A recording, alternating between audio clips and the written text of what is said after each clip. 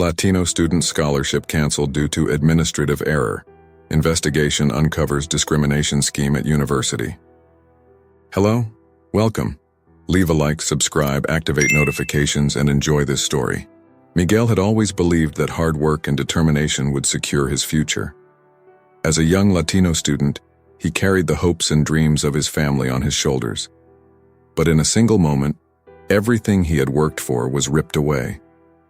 A letter arrived, just a few words, but they shattered his world. His scholarship, the lifeline to his education, was gone. They called it an administrative error, but something felt wrong. Very wrong. How could a mistake like this happen to someone like him, who had given everything to succeed? Miguel's heart raced, his mind spinning with unanswered questions. Was this truly an error, or was there something darker lurking beneath the surface? As the walls closed in around him, Miguel knew one thing. He had to find out the truth. What he would uncover would change everything, and it was far worse than he could ever imagine. The crisp October air carried a chill that Miguel Ramirez hadn't felt since leaving his family's small apartment in East Los Angeles. As he stepped out of Pearson Hall, the majestic brick building that housed the Office of Financial Aid at prestigious Westbrook University, the world around him seemed to blur and tilt on its axis. His trembling hands clutched a cream-colored envelope, the university's seal mocking him from the top left corner. Just moments ago, Miguel had been a rising star, a brilliant first-generation college student on a full scholarship, carrying the hopes and dreams of his immigrant parents and his entire community on his shoulders. Now, with a single sheet of paper, his future lay in ruins. The letter's words swam before his eyes, each one a dagger to his heart. Dear Mr. Ramirez, we regret to inform you that due to an administrative error, your scholarship has been canceled effective immediately. Miguel's chest tightened, his breath coming in short, panicked gasps. He stumbled to a nearby bench, collapsing onto the cold metal as the full weight of the situation crashed down upon him. The quad bustled with students heading to class, laughing and chatting, oblivious to the devastation unfolding mere feet away. His mind raced, replaying every sacrifice his parents had made to get him here. The double shifts his mother worked at the diner, his father's calloused hands from long days on construction sites, the pride in their eyes when he'd received his acceptance letter and scholarship offer. How could he tell them it was all gone? A group of students passed by, their expensive designer bags and carefree laughter a stark reminder of the world Miguel had desperately tried to be a part of. He'd worked twice as hard, stayed up countless nights studying, all to prove he belonged. And now, with a few coldly printed lines, he was being cast out. Miguel's phone buzzed in his pocket, a text from his mother. Mijo, how did your big presentation go? We're so proud of you. The lump in his throat threatened to choke him. He couldn't bring himself to respond, to shatter their dreams along with his own. Instead, he stood on shaky legs and began to walk, no destination in mind. Just a burning need to escape the suffocating reality closing in around him. As he wandered the tree-lined paths of the campus, memories assaulted him. The late nights in the library, fueled by cheap coffee and determination. The study groups where he'd finally found a sense of belonging. Professor Martinez, who'd taken him under her wing and pushed him to excel. All of it felt tainted now, a cruel joke the universe had played on him.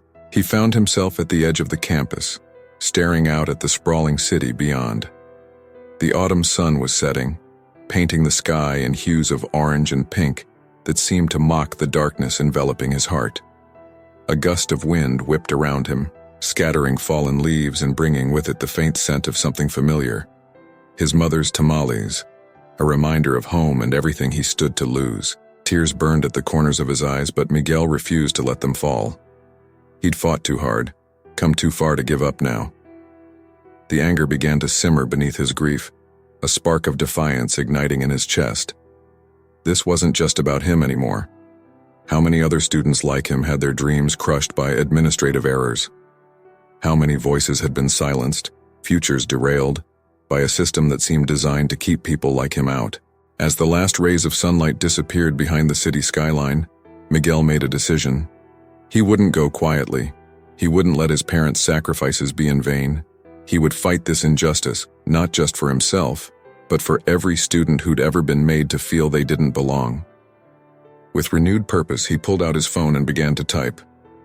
"Dear Professor Martinez, I need your help. Something's very wrong with my scholarship, and I think it goes deeper than just an error." His fingers flew across the screen, pouring out his story and his suspicions. As he hit send, a mix of fear and determination coursed through him. He didn't know what tomorrow would bring, but he knew one thing for certain: this wasn't the end of his story. It was just the beginning of a fight that would change everything. Miguel took a deep breath, squaring his shoulders as he turned back toward campus. The path ahead was uncertain, fraught with obstacles he couldn't yet imagine. But as he walked, head held high, he felt a flicker of hope. He may have lost his scholarship, but he hadn't lost his voice, and he intended to use it. The lights of Westbrook University glowed in the distance, no longer a beacon of opportunity, but a challenge to be met. Miguel Ramirez was ready to take on that challenge, one step at a time. The fluorescent lights of the financial aid office flickered ominously as Miguel approached the front desk. His heart pounded in his chest, but he forced himself to stand tall. He'd spent the entire night rehearsing what he'd say, determined to get answers. "I need to speak with someone about my scholarship," Miguel said, his voice steadier than he felt. "There's been a mistake." The receptionist, a middle-aged woman with a severe bun, barely glanced up from her computer. "Name?" "Miguel Ramirez." A few clicks of the mouse then. "I'm sorry, Mr. Ramirez, but it appears your scholarship was terminated due to an administrative error. There's nothing we can do." Miguel felt his frustration rising. "But that's why I'm here. I need to understand what happened. This scholarship is my entire future." The woman's expression remained impassive. "I understand you're upset, but these decisions are final. Perhaps you should look into student loans or other financial aid options." As Miguel opened his mouth to argue further, a commotion near the entrance caught his attention. A small group of students had gathered, their voices rising in anger. "This is discrimination," a young woman with a hijab shouted. "How many of us have to lose our scholarships before someone investigates?" Miguel's eyes widened as he realized he wasn't alone. He approached the group, introducing himself and sharing his story. As they compared notes, a chilling pattern emerged. Every student who'd lost their scholarship was from a minority background or low-income family. "This can't be a coincidence," said James, a black student from Chicago. "We need to do something about this." As the group exchanged contact information, vowing to meet again and strategize, Miguel felt a mix of hope and trepidation. He was no longer alone in this fight, but the scale of what they were up against was daunting. Leaving the office, Miguel's mind raced. He needed more information, more proof that this wasn't just a series of unfortunate errors. As he crossed the quad, lost in thought, he nearly collided with a woman in a sharp business suit. "I'm so sorry." Miguel started to apologize, then froze as he recognized her. Clara Johnson, a prominent civil rights attorney who'd given a guest lecture in his pre-law class last semester. Clara studied him for a moment, then asked, "You're in Professor Martinez's class, aren't you? Miguel, right?" Surprised she remembered him, Miguel nodded. "Yes, ma'am, I could really use your advice if you have a moment." Something in his tone must have conveyed the urgency of his situation. Clara's expression softened and she gestured to a nearby bench. "What's going on, Miguel?" As Miguel poured out his story and the discoveries he'd made that morning, Clara's frown deepened. When he finished, she was quiet for a long moment. "Miguel," she said finally, her voice low and intense, "what you're describing, if it's true, it's not just an administrative error. It's systemic discrimination, and it's illegal." A mix of vindication and fear washed over Miguel. "So what do we do?" Clara's eyes gleamed with determination. "We investigate. We gather evidence, and then we fight. Are you ready for that, Miguel? Because once we start down this path, there's no turning back." Miguel thought of his parents, of the other students he'd met that morning, of all the dreams hanging in the balance. He met Clara's gaze steadily. "I'm ready." As they began to plan their next steps, Miguel felt a spark of hope ignite in his chest. The road ahead would be difficult, but he was no longer facing it alone. With Clara's expertise and the support of his fellow students, They had a chance to expose the truth and fight for justice. But even as that hope grew, a nagging doubt lingered in the back of Miguel's mind. He couldn't shake the feeling that they were stepping into something much bigger and more dangerous than they realized. As the sun began to set over Westbrook University, casting long shadows across the campus, Miguel couldn't help but wonder, how deep did this corruption go, and what would it cost him to uncover the truth? The soft glow of laptop screens illuminated the tense faces gathered in the small coffee shop just off campus. Miguel, Clara, and a handful of other affected students huddled around a corner table, their voices low as they pored over documents spread before them. "Look at this," James whispered, sliding a paper towards the center. "Scholarship allocations from the last 5 years. The number of minority recipients has been steadily decreasing, while the children of alumni and major donors are increasing," Miguel finished, his stomach churning. "This can't be a coincidence." Clara's brow furrowed as she examined the data. "It's not concrete proof, but it's definitely a pattern. We need to dig deeper." As the group strategized their next moves, Miguel couldn't shake a growing sense of unease. The more they uncovered, the more it seemed like they were pulling at threads of a much larger tapestry of corruption. Later that evening, Miguel found himself in the basement archives of the university library, surrounded by dusty files and the faint hum of ancient fluorescent lights. His eyes burned from hours of scanning financial records, searching for any clue that might shed light on the true nature of the administrative error that had upended his life. Just as he was about to call it a night, a name caught his eye. Donovan Prescott III, the son of one of the university's biggest donors. Miguel's heart raced as he read further. Prescott had been awarded a merit-based scholarship despite having significantly lower grades and test scores than many other applicants, including several of the students who'd recently lost their funding. As Miguel dug deeper, a horrifying picture began to emerge.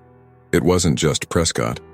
Dozens of wealthy students had been granted scholarships they didn't qualify for, while equally or more deserving candidates from less privileged backgrounds were systematically excluded. His hands shaking, Miguel pulled out his phone to text Clara, but before he could type a word, a shadow fell across the table. "Mr. Ramirez," a stern voice said, "I'm afraid I'm going to have to ask you to come with me." Miguel looked up to see Dean Whitmore, head of admissions, flanked by 2 campus security guards. The dean's usually genial face was set in hard lines. "What's going on?" Miguel asked, his voice barely above a whisper. "You've been accessing confidential records without authorization," Whitmore replied coldly. "That's a serious violation of university policy." As the guards approached, Miguel's mind raced. He couldn't let them take the documents he'd found. In a split-second decision, he grabbed the most damning papers and shoved them into his backpack. "I don't understand," Miguel protested as they escorted him from the building. "These are public records. I have a right to—" "Save it for the disciplinary board," Whitmore cut him off.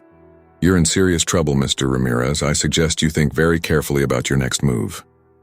The cool night air hit Miguel like a slap as they exited the library. His heart pounded in his ears as he realized the gravity of his situation. He'd known exposing the truth would be dangerous, but he hadn't expected retaliation to come so swiftly or forcefully. As the guards led him across the darkened campus, Miguel caught sight of a familiar figure hurrying towards them.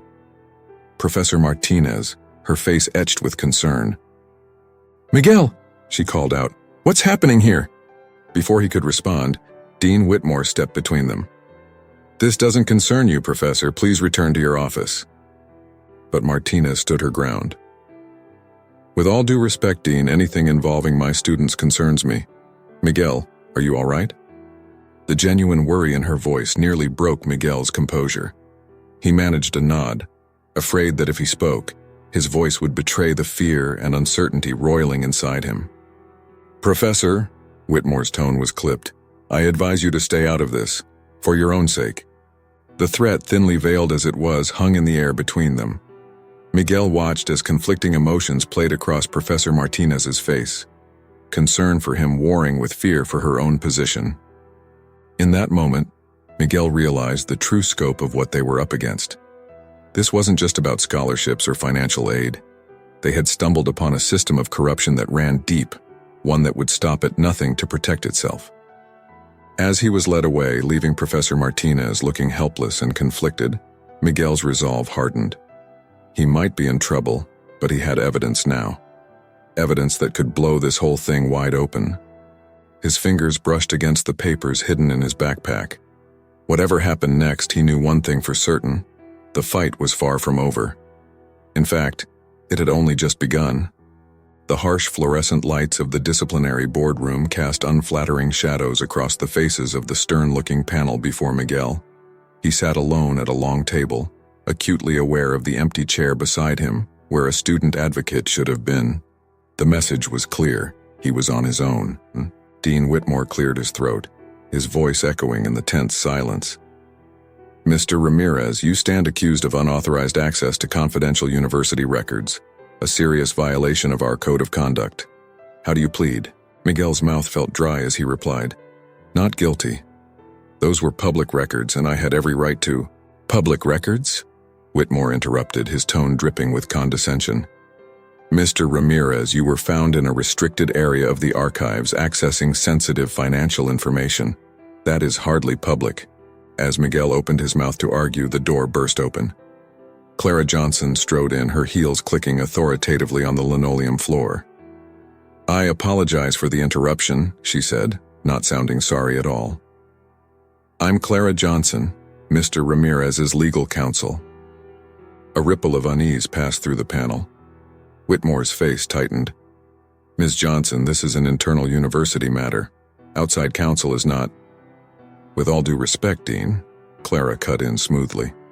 Given the serious nature of these allegations and their potential impact on Mr. Ramirez's academic future, he has every right to legal representation. Unless, of course, you'd prefer we take this matter to a more public forum. The threat hung in the air. After a tense moment, Whitmore nodded curtly. Very well. Please be seated, Ms. Johnson. As Clara sat beside him, Miguel felt a surge of relief.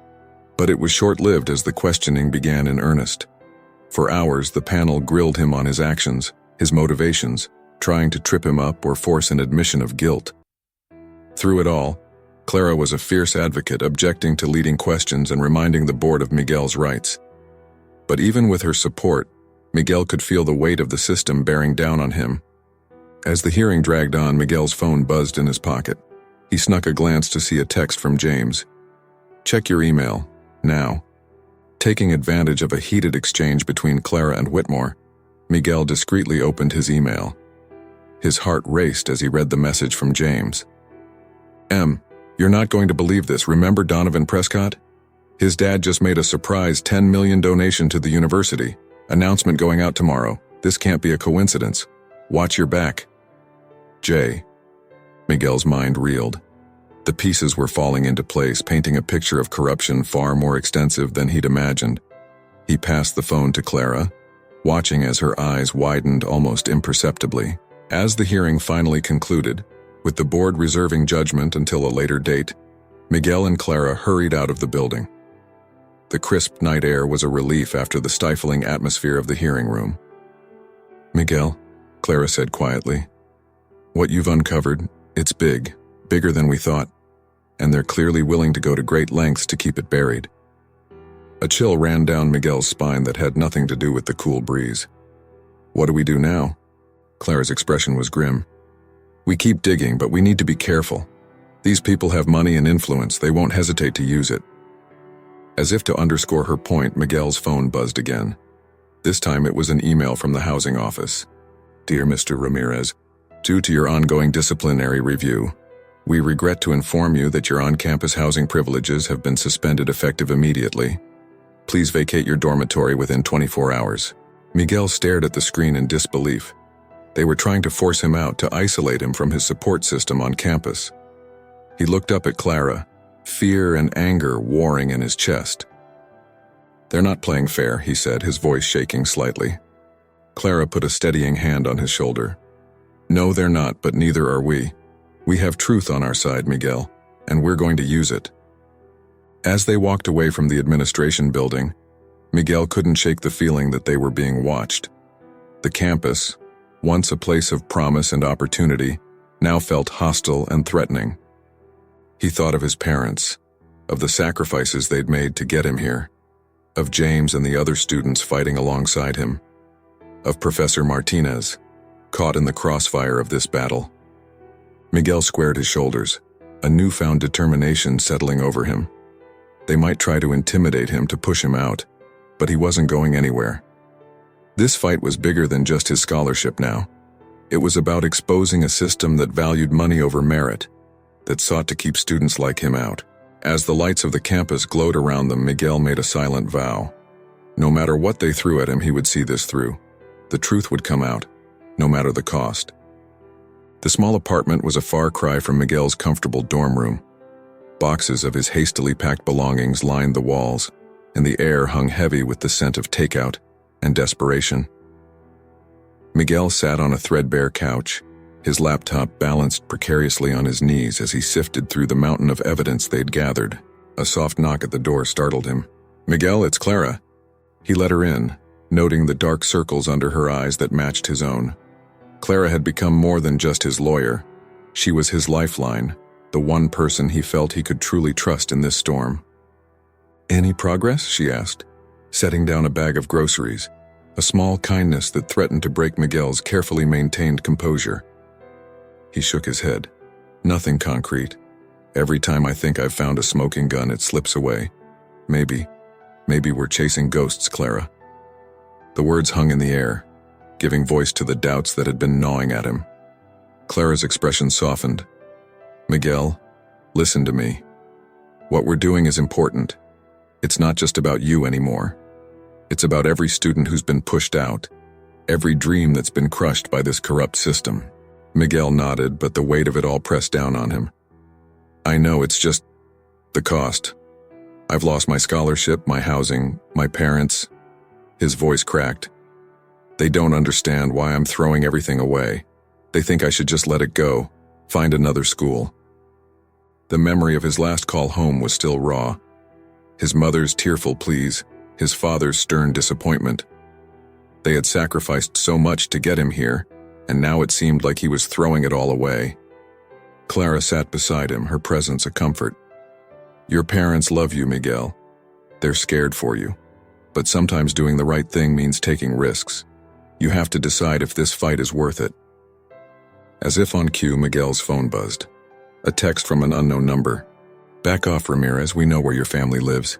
Don't make us do something you'll regret." Miguel's blood ran cold. He showed the message to Clara, watching as her face hardened. "This changes things," she said, her voice low and intense. "They're escalating. Miguel, I need to know. Are you sure you want to continue? There's no shame in walking away. We can find you a spot at another school. Start fresh." The offer was tempting.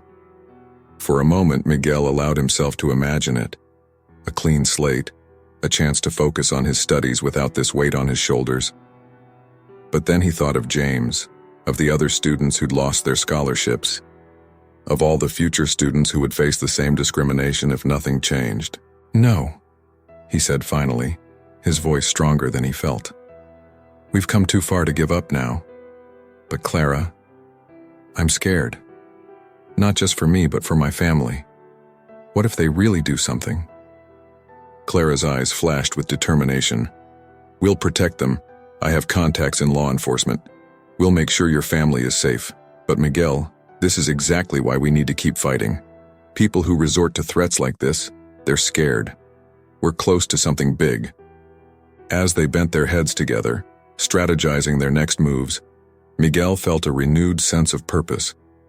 The fear was still there, a constant companion, but it was overshadowed by something stronger, the conviction that what they were doing was right. Hours passed as they worked, connecting dots and following leads. As the first light of dawn began to creep through the dingy apartment windows, Clara stretched, wincing at the stiffness in her muscles. "Get some rest," she told Miguel. "I'll be back this afternoon. We're close to something. I can feel it." As Clara gathered her things to leave, Miguel was struck by a wave of gratitude. "Clara," he called out as she reached the door. "Thank you. For everything. I don't know what I'd do without you." She smiled, a rare softness in her usually fierce demeanor. "You're stronger than you know, Miguel. Remember that. We're going to win this fight, As the door closed behind her, Miguel sank onto the lumpy mattress that served as his bed. Despite his exhaustion, sleep eluded him. His mind raced with possibilities and fears. He thought of his parents, praying they were safe, of his fellow students wondering if they were facing similar threats, of the vast, seemingly untouchable system they were up against. But as he finally drifted off, it was Clara's words that echoed in his mind. They were close to something big. And no matter what came next, Miguel knew one thing for certain. He wasn't backing down. The truth would come out, and he would be there to see it happen, no matter the cost. The library basement hummed with nervous energy as Miguel, Clara, and a small group of trusted allies huddled around a rickety table. Spread before them was a treasure trove of documents, financial records, emails, and internal memos that painted a damning picture of corruption at the highest levels of Westbrook University. "This is it," James whispered, his eyes wide with a mix of excitement and fear. "With this evidence, we can blow the whole thing wide open." Miguel nodded, his heart racing. After weeks of sleepless nights, clandestine meetings, and narrowly avoided confrontations with university security, they finally had what they needed. The documents revealed a complex web of payoffs, manipulated admissions processes, and diverted scholarship funds, all designed to benefit the children of wealthy donors at the expense of deserving students from underprivileged backgrounds. Clara's face was grim as she sorted through the papers.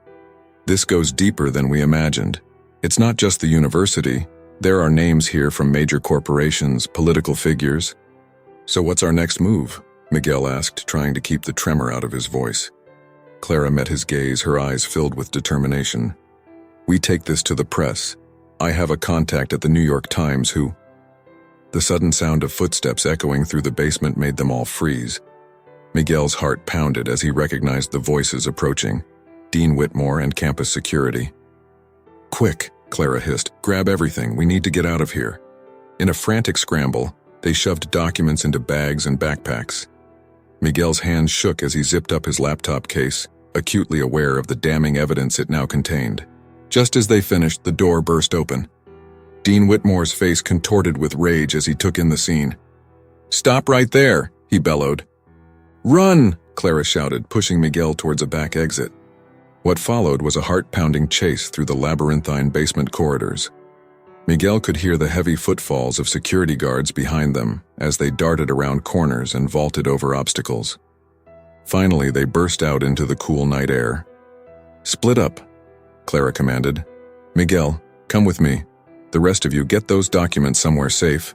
We'll regroup tomorrow." As their friends scattered into the darkness, Clara led Miguel to her car, parked in a shadowy corner of the lot. They sped away, Miguel's pulse racing as he kept watch for any signs of pursuit. "That was too close," he gasped, finally allowing himself to breathe. Clara's knuckles were white on the steering wheel. "But we did it. We have everything we need to expose them." As the adrenaline began to fade, a wave of exhaustion washed over Miguel. They had done it. After everything he'd been through, the lost scholarship, the threats, the isolation, justice was finally within reach. Clara pulled into the parking lot of a nondescript motel on the outskirts of town. "We'll lay low here tonight," she explained. "Tomorrow we'll contact my press connection and blow this whole thing wide open." As they settled into the dingy motel room, Miguel felt a mix of elation and trepidation. "Clara," he said softly, "I can't thank you enough. For believing in me, for risking everything to help." She smiled, a rare warmth in her eyes. "You're the brave one, Miguel. I'm just doing my job." Exhausted but too wired to sleep, Miguel opened his laptop, eager to review the evidence one last time before their big reveal. But as he scrolled through the files, his blood ran cold. "Clara," he called out, his voice barely above a whisper. "Something's wrong. These files, they're not the same. The most damning evidence, it's gone." Clara rushed over, her brow furrowed as she peered at the screen. "That's impossible. I saw you copy everything myself." A sickening realization began to dawn on Miguel.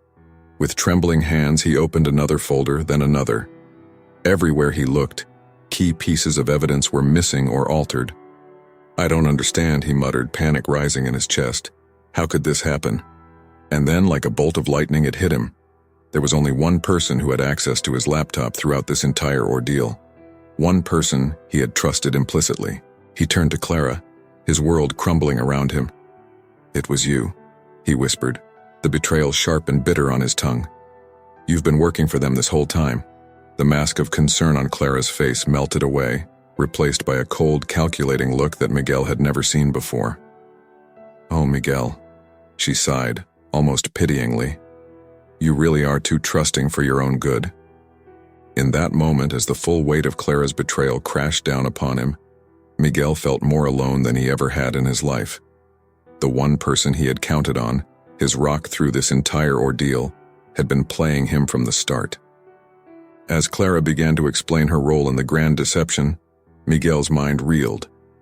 Everything he had fought for, every sacrifice he had made, suddenly seemed pointless. The truth he had sought so desperately now felt further away than ever. In the harsh fluorescent light of the motel room, surrounded by the remnants of his shattered trust, Miguel faced the darkest moment of his young life. The fight wasn't over, but for the first time since this all began, he wasn't sure he had the strength to go on. The cheap motel room felt suffocating as Miguel stared at Clara, his mind struggling to process the magnitude of her betrayal. The woman he had trusted, who had been his pillar of support through this ordeal, now stood before him as the architect of his downfall.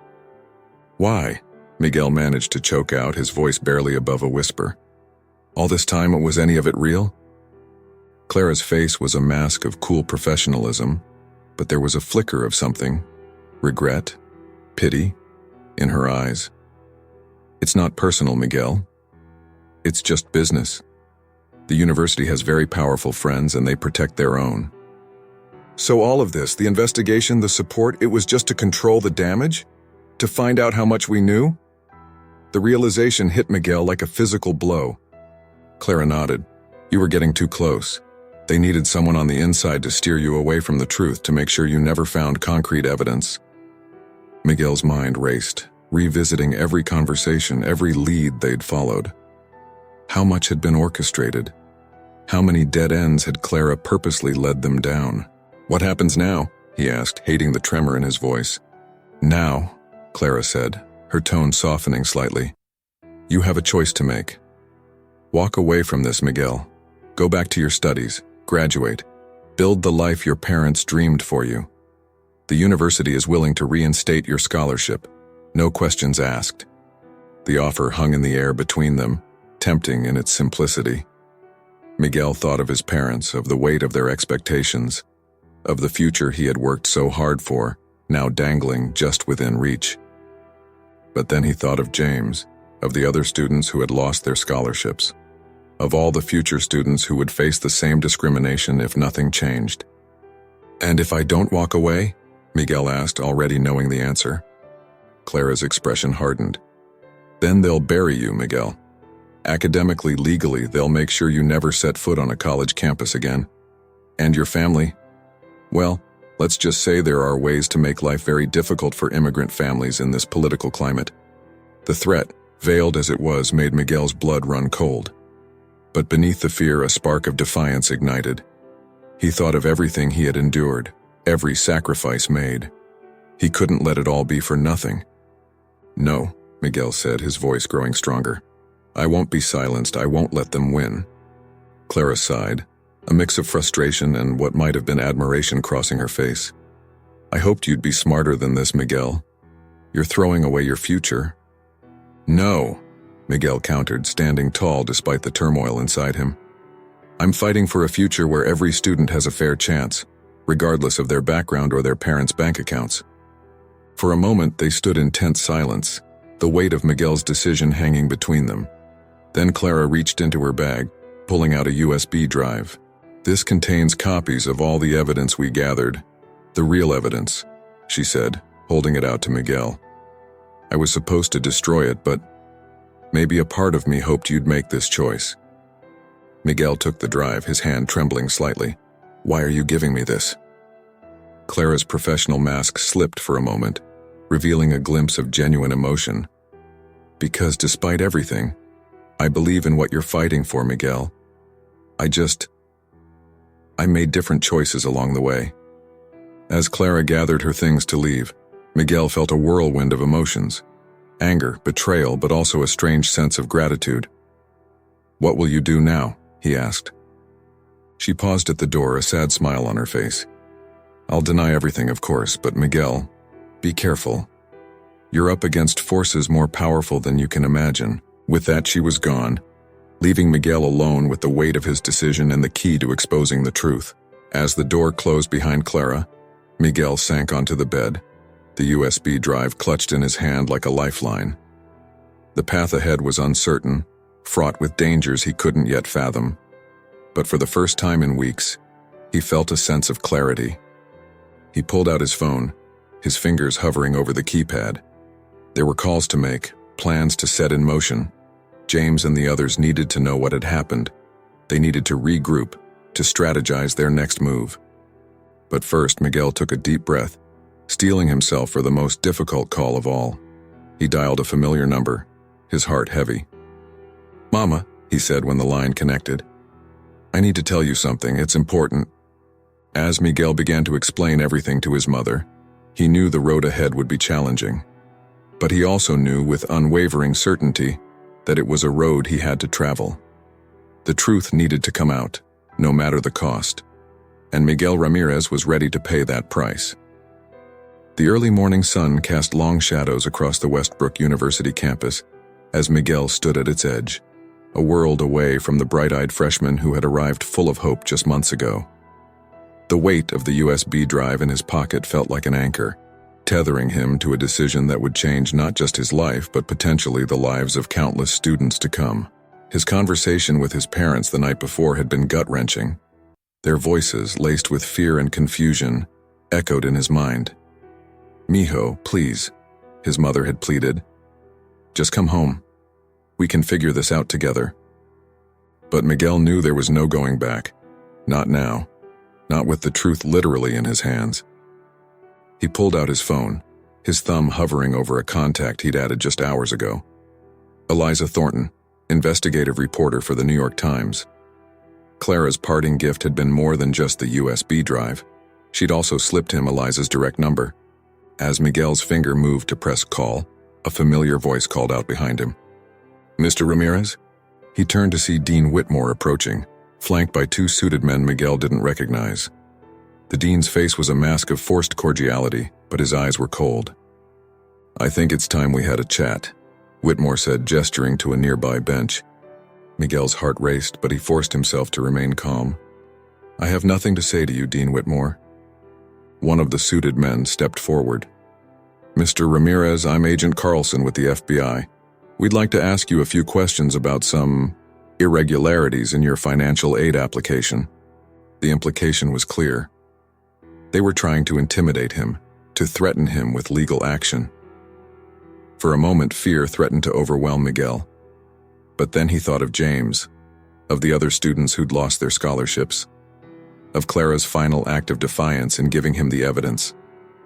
"Actually," Miguel said, straightening his shoulders, "I think I do have something to say to all of you." He pulled out the USB drive, holding it up for them to see. "This contains evidence of widespread corruption and discrimination in Westbrook's admissions and scholarship processes.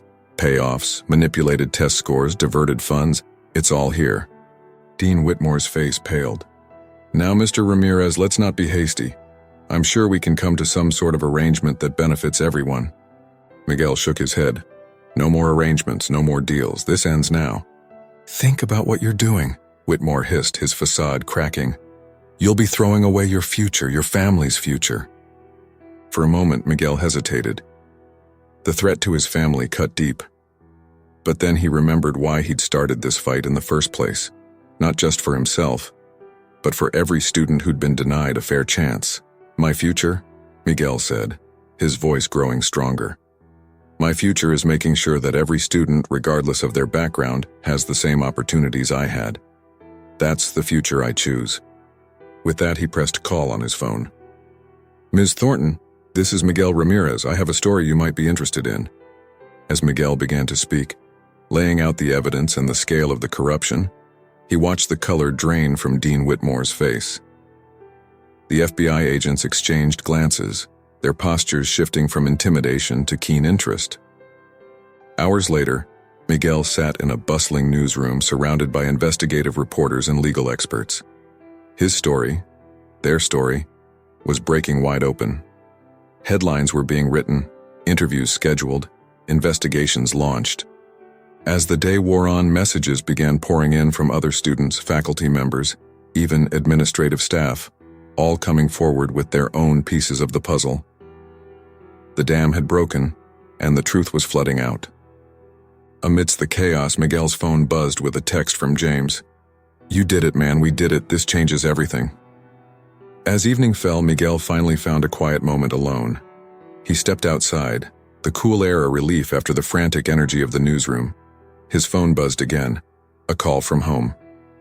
"Mijo," his father's voice was gruff with emotion. "We saw the news, what you did. We're proud of you, son, so proud." Tears pricked at Miguel's eyes as the weight of the day of the past months finally hit him. "Gracias, papa," he whispered. As Miguel ended the call, he looked out at the city lights, thinking about the long road ahead. There would be investigations, likely lawsuits. His own academic future was uncertain, but for the first time in months he felt a sense of peace. He had chosen integrity over self-interest, truth over comfort. And in doing so, he had opened the door for real change.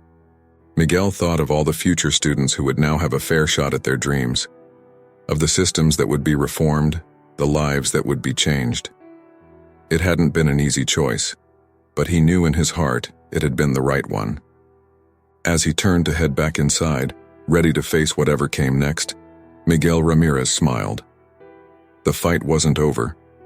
In many ways, it was just beginning. But he was ready for it. They all were. The truth was out there now, and nothing could stop it. And that, Miguel realized, was the greatest victory of all. Thank you very much for listening to this story. Comment below what you thought of the ending and from which city you're listening to us. If you enjoyed the story and want to hear more, click on the next story that's appearing on your screen now. Leave your like and subscribe to our channel so we can build a huge community that shares inspiring stories together. See you soon.